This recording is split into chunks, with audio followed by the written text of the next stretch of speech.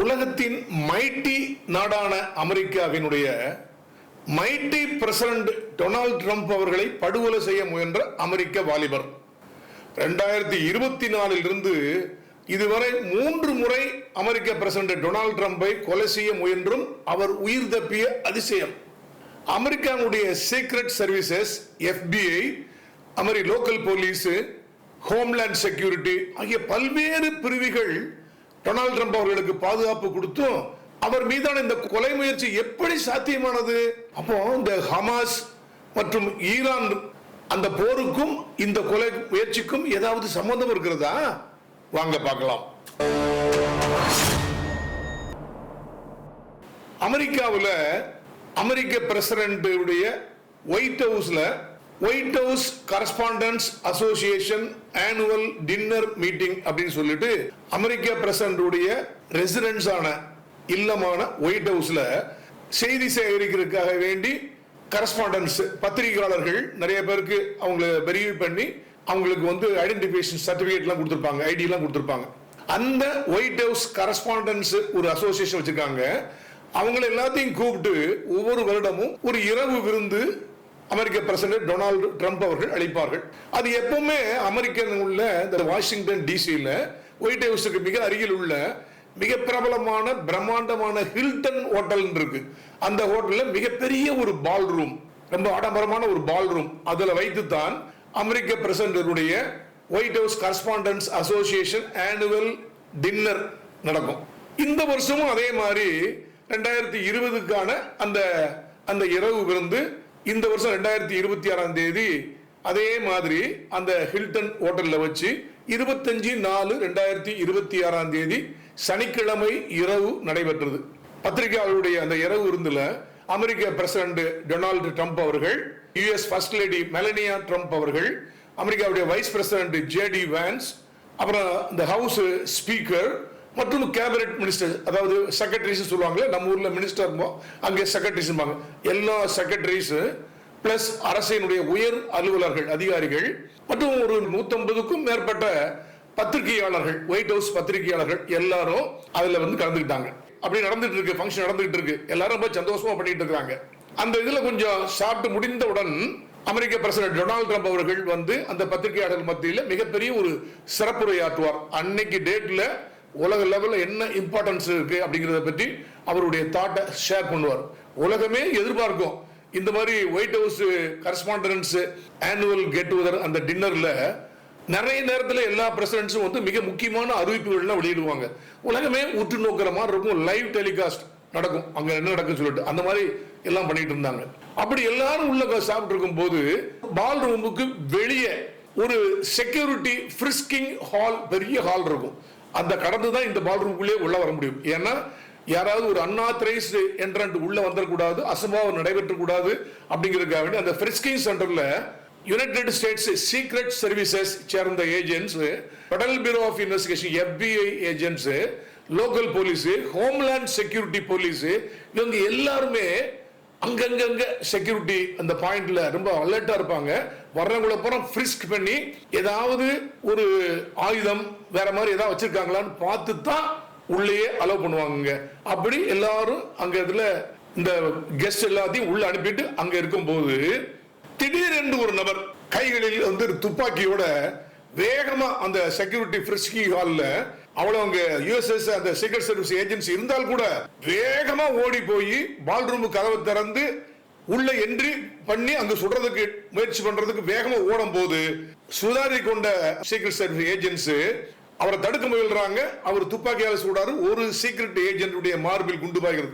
அவர் என்னதான் செஸ்ட்ல ஒரு பெரிய ஒரு கார்டு போட்டிருந்தா கூட அதே மீறி அவருக்கு மிகப்பெரிய ஒரு காயம் ஏற்பட்டு அவர் கிரிட்டிக்கல் கண்டிஷன் இருக்காருன்னு சொல்றாங்க. உடனே மற்ற சீக்ரெட் சர்வீஸ் ஏஜென்ட்ஸ் எல்லாருமே அவர் மேல அப்படி பவுன்ஸ் பண்ணி அவரை டிஸ்ஆர்ம் பண்ணி அவரையும் சுட்டாங்க. 6-7 முறை அவரை சுட்டு அங்கே அரெஸ்ட் பண்ணாங்க. இப்படி ஒரு திடீர்னு ஒரு நபர் வேகமா இது எப்படிங்க இப்படி ஓட முடியும் அப்படிங்கிறது எல்லாத்துக்கும் மிகப்பெரிய இருக்கு. இங்க டமா டமா டமார்னு துப்பாக்கி சூடு கேக்குது.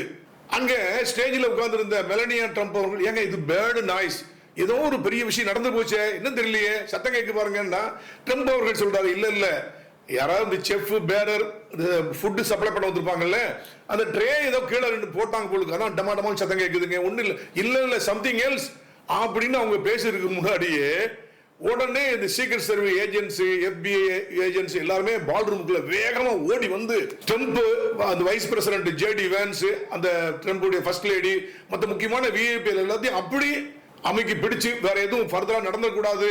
ஏன்னா ஒருத்தர் தான் பிடிச்சிருக்காங்க, வேற யாரும் நிறைய பேர் இருக்காங்க என்னமோ தெரியாது இல்லையா. அவங்கள பாதுகாப்பா அப்படி கொண்டு வந்து பின்னால கூடி அவங்கள கீழே இறக்கி அவங்கள காப்பாத்திட்டாங்க. ஆக இந்த சம்பவத்துல கொலை முயற்சியில் ஈடுபட வந்த அந்த நபருக்கு காயம், அவரால் சுடப்பட்ட ஒரு சீக்ரெட் சர்வீஸ் ஏஜென்ட்டுக்கு காயம். 2 பேருமே லோக்கல் மருத்துவமனையில சீரியஸ் கண்டிஷன்ல அட்மிட் பண்ணிருக்காங்க. ஆனால் அங்க உள்ள அந்த பால் ரூம்ல உள்ள VIPs, அமெரிக்க பிரசிடென்ட் டொனால்ட் ட்ரம்ப், ஃபர்ஸ்ட் லேடி, மற்ற VIPs யாருக்கும் எந்த காயம் ஏற்படல. எல்லாத்தையும் பத்திரமா அந்த ரூம்ல இருந்து வெளியேற்றி அவங்க வீட்டுக்கு கிளீனா கொண்டு போயிட்டாங்க. அதே மாதிரி அமெரிக்க பிரசிடென்ட் டொனால்ட் ட்ரம்ப் அவர்கள் கூட அந்த ஃபர்ஸ்ட் லேடி கூட இம்மீடியட்லி அவரை எவாக்குவேட் பண்ணி ஒயிட் ஹவுஸுக்கு அவங்களுடைய இருப்பிடத்துக்கு கொண்டு போயிட்டாங்க. பத்திரமா அவங்க போயிட்டாங்க. ஒயிட் ஹவுஸ்ல போன வந்த உடனே அவரு என்ன நடக்குன்னே ஒண்ணுமே தெரியல. அதுக்கப்புறம் தான் சீக்ரெட் சர்வீஸ் மற்றவங்க எல்லாம் அப்படியே தகவலை கசி விடுறாங்க. இப்படி ஒரு ஹை செக்யூரிட்டி ஜோன்ல இவ்வளவு ஏஜென்சி வந்து பிரசிடென்ட்டுக்கு பாதுகாப்பு கொடுத்துட்டு இருக்கும் போது எப்படி உள்ள நுழைஞ்சாரு அப்படின்னு விசாரிச்சோம்னா, அமெரிக்காவில் சஸ்பெக்ட் அப்படின்னு சொல்லுவாங்க. அவரு ஏற்கனவே அந்த ஹில்டன் இன்டர்நேஷனல்ல ரூம் போட்டு அங்கேயே இன்மேட்டா தங்கியிருக்காருங்க. 4 நாள் 5 நாளைக்கு மேல அங்கேயே தங்கி இருந்து எல்லாம் பிராக்டிஸ் பண்ணி எப்படி போகணும், எது பண்ணணும், திடீர்னு ஸ்டாம் பண்ணி உள்ள போய் பால் ரூம்ல போய் ஃபயர் பண்ணணும் அப்படிங்கிற ரெடி இருந்திருக்காரு. இவங்க வெளியிருந்து வர்ற கெஸ்ட் எல்லாத்தையும் பண்றாங்க. அவர் ரூம்ல இருந்து எல்லாம் ஃபிக்ஸ் பண்ணி முடிஞ்சு எல்லாம் உட்கார்ந்து சாப்பிட்டு இருக்கும் போது யாரும் எதிர்பாராத ஒரு நேரத்தில் உள்ள வேகமா ஓடி பிரீச் பண்ணி, செக்யூரிட்டி பிரீச் பண்ணி உள்ள மூவ் பண்ண ட்ரை பண்றாரு. விசாரணையில் அந்த நபர் பேர் வந்து கோல் தோமஸ் ஆலன். அவருக்கு 31 வயசு ஆகுது. இந்த கோல் தோமஸ் ஆலன் என்பவர் கலிபோர்னியா மாநிலத்தில் இந்த லாஸ் ஏஞ்சலஸ் நகரம் சொல்லுவோம் இல்லையா, ஹாலிவுட் அங்கதான் இருக்கு. லாஸ் ஏஞ்சலஸ் உடைய சபர்பு, அதாவது புறநகர் பகுதியில் டாரன்ஸ் அப்படின்னு ஒரு இடம் இருக்கு, அங்கதான் அவர் வீடுங்க. இவரு என்ஜினியரிங்ல, மெக்கானிக்கல் என்ஜினியரிங்ல ஒரு பேச்சுலர்ஸ் டிகிரி வாங்கியிருக்காரு. கலிபோர்னியா இன்ஸ்டிடியூட் ஆஃப் டெக்னாலஜி அப்படிங்கிற ஒரு காலேஜ்ல படிச்சு வாங்கியிருக்காருங்க. ரொம்ப மெரிட்டோரியஸ் ஸ்டூடெண்ட் இவர். அதே மாதிரி கலிபோர்னியா ஸ்டேட் யூனிவர்சிட்டியில இவர் masters degree in computer science அதுவும் படிச்சிருக்காரு. இதெல்லாம் முடிச்சுட்டு அந்த அக்யூஸ்ட் கோல் தோமஸ் ஆலன் ஒரு டீச்சரா C2 எஜுகேஷன் கம்பெனில வேலை பார்த்திருக்காரு. 2024 ஒரு மாசத்துல teacher of the month, best teacher in the month அப்படின்னு ஒரு அவார்டு கூட வாங்கியிருக்காருங்க. அவரு கம்ப்யூட்டர் சயின்ஸ்ல மாஸ்டர் டிகிரி படிச்சதுனால கேமிங் சாப்ட்வேர்ல நிறைய பண்ணுவார். அவரு தான் கொள்வதற்கான நடந்த கொலை முயற்சியில என்ன மோட்டிவ் இருக்க முடியும் அப்படின்னு முதல்ல தெரியாம முடிச்சுட்டு இருந்தாங்களா. ஆனா நிறைய பேர் அமெரிக்கர்கள் சொன்னாங்க இது வந்து ஒரு ஸ்டேஜ் மேனேஜர். அதாவது உண்மையில் சம்பவம் நடக்கல. 2026 நவம்பர்ல வந்து மிட்டம் போல் வருது, அது ஒரு சிம்பதி வேவ் கிரியேட் பண்றதுக்காகவே ட்ரம்ப் ஸ்டேஜ் மேனேஜ் பண்றாரு அப்படின்னு நிறைய பேர் பேச ஆரம்பிச்சிட்டாங்க. ஆனாலும் கூட இந்த கொலை முயற்சி சம்பவத்துக்கு அப்புறம் இம்மீடியட்லி FBI என்ன பண்ணாங்கன்னா, அந்த அக்யூஸ்ட் கோல் தாமஸ் ஆலன் அவருடைய லாஸ் ஏஞ்சலஸ் அருகே சபர்ப்ல உள்ள டாரன்ஸ் வீட்டுல போய் ரேடு பண்ணி எல்லாம் சர்ச் பண்ணி பார்க்கும்போது சமூக நபருக்கு ஏறத்தாழ ஒரு 10 நிமிஷத்துக்கு முன்னாடி அந்த அக்யூஸ்ட் கோல் தாமஸ் அவருடைய ஃபேமிலி மெம்பர்ஸ் எல்லாத்துக்கும் ஒரு மெயில் அனுப்பியிருக்காரு, ஒரு மேனிஃபெஸ்டோ அனுப்பியிருக்காரு. அதுல நான் என்ன செய்ய போறேன், யாரெல்லாம் கொலை செய்ய போறேன், என்ன மோட்டிவ் அப்படிலாம் சொல்லி இதுக்காக நான் ஒன்றும் வரந்தல ஒன்றும் செய்யலைங்க அப்படின்னு சொல்லி டீடைல்டா ஒரு 1052 வார்த்தைகளில் அடங்கிய ஒரு மேனிஃபெஸ்டோ வந்து அவர் போஸ்ட் பண்ணிருக்காரு. அதான் வந்து FBI சீஸ் பண்ணி பார்த்துட்டாங்க. அதுல என்ன பண்றாருன்னா, அமெரிக்க பிரசிடென்ட் டொனால்ட் ட்ரம்ப் மிக மிக மோசமானவர். அவர் வந்து அதனால no longer willing to permit such a pedophile, அதாவது குழந்தைகள்கிட்ட எல்லாம் பாலியல் ரீதியாக உறவைத்துக் கொள்ளக்கூடிய அந்த நபர், அது மாதிரி ஒரு ரேபிஸ்ட், ஒரு ட்ரைடர், குழந்தைகளை தவறாக பயன்படுத்துகின்ற, ஒரு பாலியல் வல்லுறவு கற்பழிப்பு செய்கின்ற ஒரு தேச துரோகி அல்லது நம்பிக்கை துரோகியான அந்த டொனால்ட் ட்ரம்பை இன்னமும் நான் வந்து அவர் உயிர் வாழ நான் அனுபவிக்க முடியாதுங்க. அவர் அட்மினிஸ்ட்ரேஷன் உள்ள ஆபீசர்ஸ் எல்லாருமே மோசமானவங்க, அதனால நான் விட மாட்டேன். அட்மினிஸ்ட்ரேஷன்ல மேல இருந்து கீழே வரைக்கும் எல்லாத்தையும் ஒவ்வொருத்தரா சுட்டுக் கொள்றதுக்காக நான் வந்தேன் அப்படின்னு சொல்லிட்டு எக்ஸப்ட் பட்டேல். பட்டேல் அப்படின்னா நம்ம காஷ் பட்டேல், அதாவது FBI உடைய சீஃப். அவர் ஒருத்தர் தாங்க யோகியரா இருக்காரு. இது எல்லாத்தையும் சுட்டு கொள்ளணும் தான் வந்தேன். இதுக்காக நான் ஒன்றும் வருத்தப்படலைங்க. அதுக்காக வேண்டி ஒரு இடத்துல அடிச்சா ஒரு இடத்துல திருப்பி காமிக்கணும் அப்படிங்கிற மாதிரி எனக்கு என்னெல்லாம் கிடையாது. தவறுதலாக யாராவது ஒரு இன்னசென்ட் ஆடப்பட்டதுன்னா அதுக்காக வேண்டி நான் மன்னிப்பு கேட்கிறேன். மற்றபடி ட்ரம்ப் மேல இருந்து ஆரம்பிச்சு கீழே வரைக்கும் இந்த அம்சஸ் எல்லாம் கொல்வதுதான் என் நோக்கம், அவங்க மோசமானவங்க அப்படின்னு அந்த லெட்டர்ல எழுதினார். இப்போதைக்கு இதுவரைக்கும் மோட்டிவ் தெரியுதுங்க. இதுக்கப்புறம் அவரை தூண்டி விட்டது யார், அல்லது அவர் வேற யாராவது இப்படி எல்லாம் சொல்லி கொலை செய்ய முயற்சி பண்ணாரா என்பது இனிமேல் தாங்க தெரியும். அவரு கையில வந்து ஸ்மால் கன் வச்சிருக்காரு, பக்கா பிஸ்டல் வச்சிருக்காரு, பெரிய ஷார்ட் கன், பெரிய கன்னு நிறைய வச்சிருக்காரு. உடம்புல வந்து கழுத்துல வந்து அப்படியே மேகசின்ஸ் நிறைய தொங்குது அப்படின்னு பார்த்த சாட்சிகள் சொல்றாங்க. கத்தி வேற நிறைய கொண்டு வந்திருக்காரு. ஆனால் அவர் வந்த ஒரு விஷயம், அவருடைய எண்ணம் நிறைவேறல, நூலிலையில் தவறிவிட்டதுங்க. இப்போ ட்ரம்ப் வந்து பத்திரமா அவரை எவாக்குவேட் பண்ணி ஹில்டன் ஹோட்டல்ல இருந்து இங்க கொண்டு போயிட்டாங்க ஒயிட் ஹவுஸுக்கு. ஒயிட் ஹவுஸுக்கு போன ட்ரம்ப் அவர்கள் உடனே ஒரு பேட்டி கொடுத்தார்.